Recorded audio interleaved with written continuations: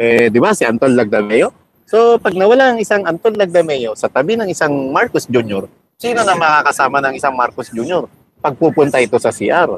Wait, there's another question, Marlon.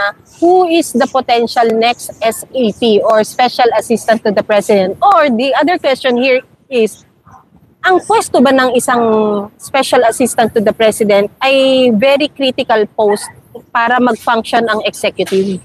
Ano to eh? Oo. Pero usually, ang SAPAM, pati mga personal na bagay-bagay, dapat nakatrust dun sa ano eh. Kagaya ng Marlon, gusto ko ng special, very special siopaw. Ganun ba yun? Oo. Pamela, gusto ko ng special, very special pulburon. Wow. Diba? Siya ang runner. Ganun ba ang role ng mga SAP? May ganun eh. Siya yung pinaka super duper EA. Tama ba? Glorified assistant.